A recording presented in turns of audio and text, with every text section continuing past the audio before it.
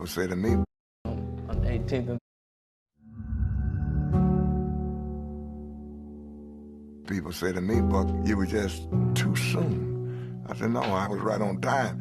I wouldn't have played against Babe Ruth, you know. I wouldn't have seen Ty Cobb, Walt Johnson, those guys. Yeah, so, man, I was right on time.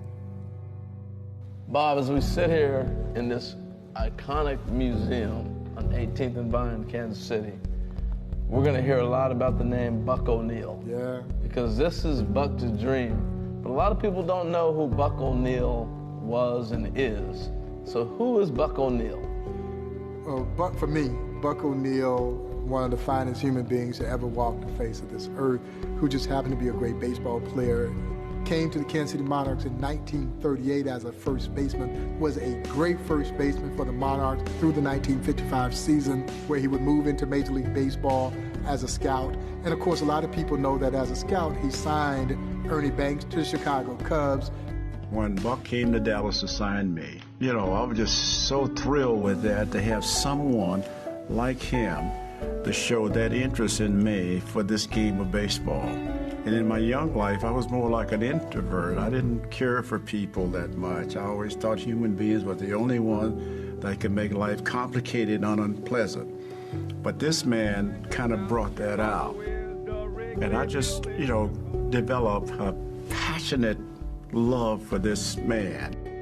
Buck would become a groundbreaking coach, the first African-American coach in the major leagues in 1962. I have nothing to crow about. I'm sad that I'm the first black coach. I wish I had been the 10,000th or something like that. But then he would really become the voice of the Negro Leagues.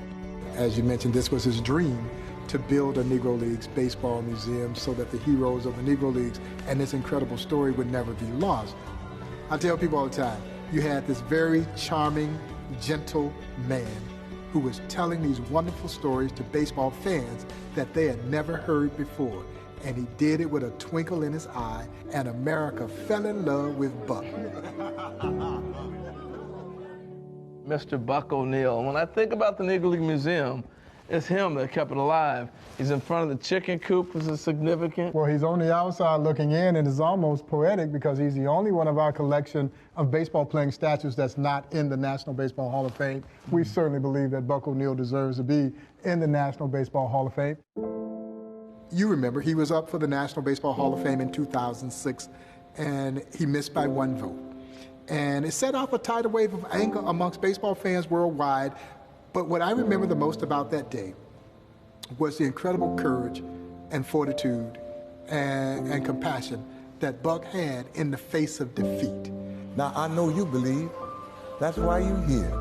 That's why you did all the things that you did. There was probably 300 plus people who had gathered here for what we all thought was going to be a Hall of Fame celebration announcement. And people were angry, they were sobbing, and Buck walks up to that podium and, for lack of a better term, delivered one of the most amazing concession speeches that I'd ever heard. I've been a lot of places and I've done a lot of things that I really like doing.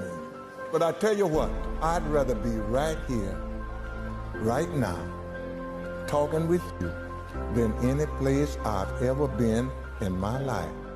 And so instead of us consoling him, he reached out his arms, wrapped them around all of us, and was consoling us. I want you to sing after me. The greatest thing in all my life is loving you. The greatest thing. A little over 2 months later, he passed away himself at age 94, a month shy of his 95th birthday. He was one of the most amazing people I ever met. And I tell people oftentimes ask me, Harold, they say, well, what do you remember most about Buck? I say, the thing that struck me the most about Buck was you always felt better leaving Buck than you did when you came to see him. And there are very few people. Now, I get emotional when I think about Buck all the time, because there's not a single day that goes by that I don't think about Buck. And for me, that's what makes this place so special.